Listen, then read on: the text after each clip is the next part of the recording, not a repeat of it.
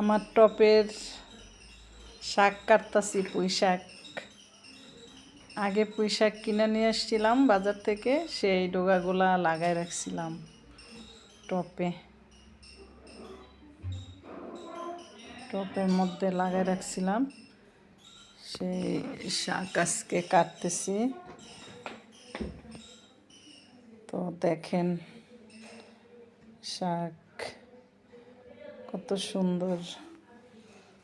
টপের মধ্যে আমার তো জাংলা নাই, তো শাকগুলা সব টপের মধ্যেই পেঁচায় পেঁচায় পেঁচায় পেঁচায় আর কি দিয়ে দিছিলাম।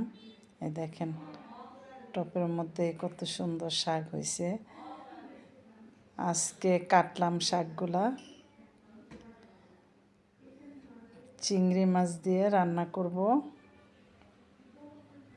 শাক। হ্যাঁ, তো কাটা হয়েছে, গোড়াগুলো আরও আছে, আবারও গজাবে শাকের জন্য। গোড়া তুলি নাই, গোড়া আছে আর কি।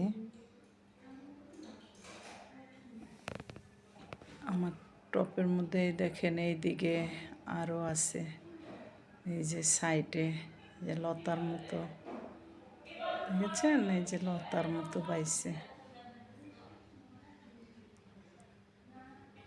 নিজের হাতের ন্যাচারাল লাগানো পুঁই শাক, অনেক স্বাদ, খাওয়া অন্যরকম একটা টেস্ট, মজা, অন্যরকম মজা একটা। দেখেন মরিচ গাছও আছে, মরিচ গাছে অনেক মরিচ হয়েছে। লতা এগুলো আর কি লতার মতো পাইছে। আমার তো জাংলা নাই যে জাংলার মধ্যে বাওয়াই দিব, তো যে যেভাবে পারছে ওইভাবেই হয়েছে আর কি। আর এটা মরিচ গাছ, মরিচ গাছেও অনেক মরিচ ধরছে। তারপর সাথে আছে একটা করলা গাছ, এই দেখেন করলা গাছেও অনেক সুন্দর, অনেকগুলা করলা হয়েছে করলা গাছে। নিজের হাতের জিনিস অন্যরকম একটা আনন্দ আর কি। খাবারের চেয়ে আনন্দটাই বেশি। এই যে নিজের হাতে কাটতেছি, সব তুলতেছি নিজের হাতে, এটা অন্যরকম একটা আনন্দ আর কি। নিজের হাতের শাক যে টপে বুনছি আর কি। এই যে আমার নাতি বেড়াইতে আসছে, মেয়ে আসছে, নাতি আসছে, জামাই, ছেলেরা।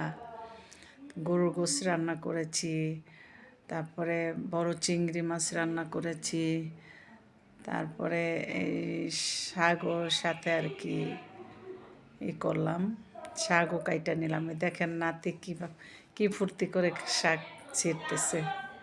অন্যরকম একটা অনুভূতি, অন্যরকম একটা অনুভূতি আর কি। নাতিও কত খুশি।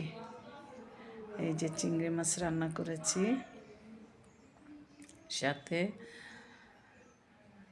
শাকও রান্না করেছি, আবার চিংড়ি মাছ রান্না করেছি, গরুর এই যে মুরগি রান্না করেছি, তারপরে এই যে চিংড়ি মাছের ভুনা করছি।